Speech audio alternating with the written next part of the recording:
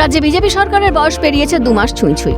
তারই মধ্যে জনতার দরবার থেকে স্বচ্ছতা অভিযান, জেলা স্তরে বিকশিত ভারত সংকল্প সম্মেলন, ডিএ বৃদ্ধি থেকে যত্রতত্র বেআইনি নির্মাণ সরানোর মতো একাধিক কড়া পদক্ষেপ গ্রহণ করেছে শুভেন্দু অধিকারীর সরকার।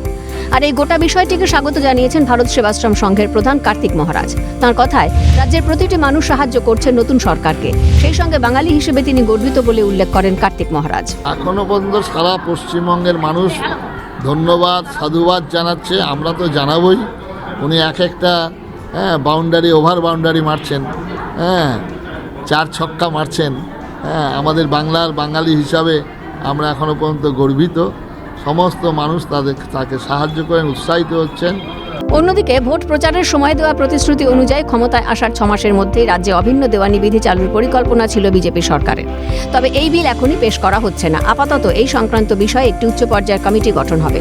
ওই কমিটির তরফে যাবতীয় রিপোর্টের ওপর ভিত্তি করে পরবর্তী সময় বিধানসভায় বিলটি আনা হবে। তবে এই বিলটি আনা অত্যন্ত প্রয়োজন বলেই মনে করছেন কার্তিক মহারাজ। এক একজনের ক্ষেত্রে এক এক রকমের আইন হতে পারে না। একই সঙ্গে সিএনকে একান্ত সাক্ষাৎকারে তিনি উল্লেখ করেন শ্যামাপ্রসাদ মুখোপাধ্যায়ের অবদানের কথাও।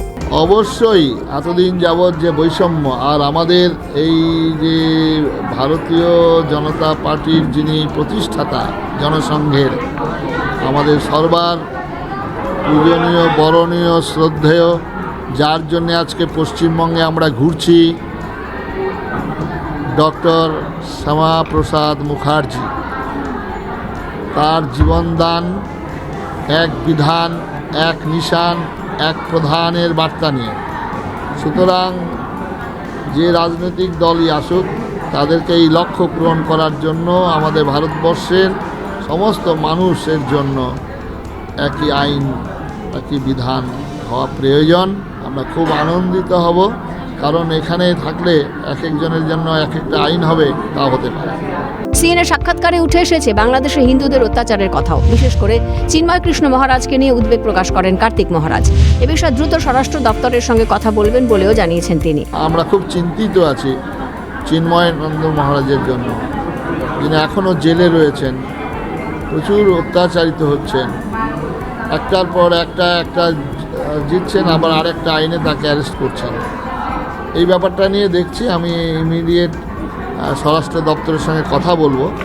আমাদের মাননীয় মুখ্যমন্ত্রী শুভেন্দুদার সঙ্গে কথা হয়েছে, তিনিও এটা সোচ্চার হয়েছেন। সবশেষে প্রকৃত হিন্দু রাষ্ট্রের অর্থ কি সেটা বিশদে বুঝিয়ে দেন কার্তিক মহারাজ। কিছু মানুষ আছেন হিন্দু রাষ্ট্র শব্দের অর্থ এরা উল্টো হয়ে প্রচার করছেন। হিন্দু রাষ্ট্রের শব্দের অর্থ যেটা, আমরা সেটা ভগবান রামচন্দ্রের প্রজাবৎসল, এবং ওই চেয়ারে বসলে সেখানে তখন সমস্ত কমিউনিটির একই বিচার হবেন। সেখানে স্ত্রী, পুত্র, কন্যা সমর চিকিৎসা হবেন। এটাই হচ্ছে হিন্দু রাষ্ট্রের লক্ষ্য।